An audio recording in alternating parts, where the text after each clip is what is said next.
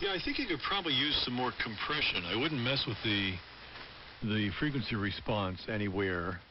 I don't quite know how the N9GTO is set up, but I would guess you can adjust both parameters, the response as well as the degree of compression.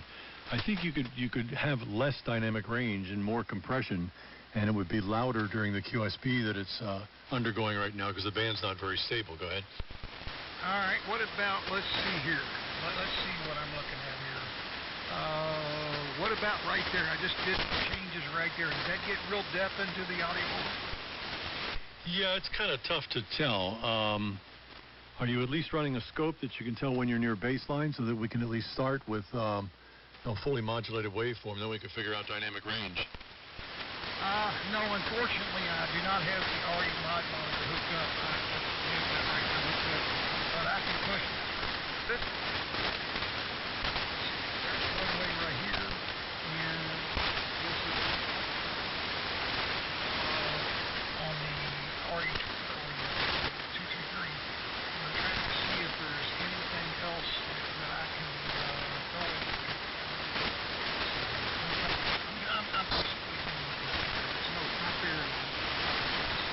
I'm a little bit naive when it comes to the 223. I usually just set it up with the RE mod monitor, and I won't the pickup for it out to a friend of mine. He's waiting for.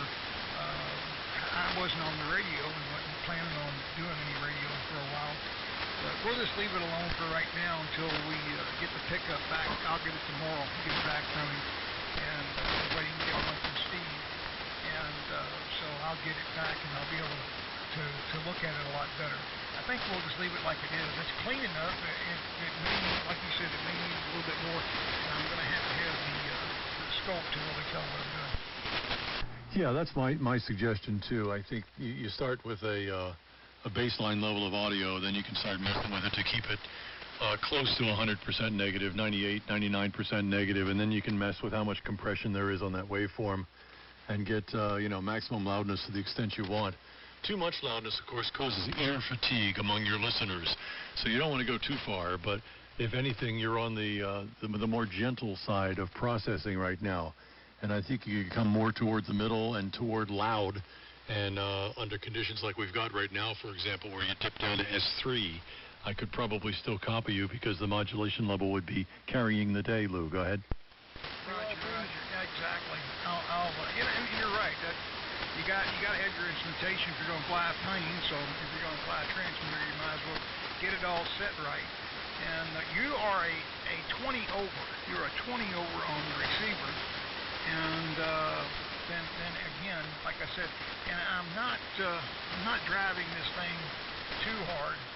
Back the variac back down on the secondary of the B plus, and that dropped everything back to where I'm putting out about 150 watt carrier, modulating about 400 watts here. Over. Yeah, I think you got plenty of potential signal there. It's just we probably should try to do this daytime when the band's got a little more life in it, because it's not very easy copy right now. I don't think, regardless of what level of processing you might have had on there. So glad I could help a little bit. On a quick break, do you have your email address on your QRZ.com profile? I'll use that. Yes, I do, sir. Yes, I do. Thank you very much. Okay, yeah, let me bid you good night while we still can. I did hear another station in there. They might be able to give you some more feedback, Lou. I'll look for you again. Thanks for the call. N9GTO, WA3VJB, Annapolis. Roger. 73s, and God bless. W3VAG, W2DLL.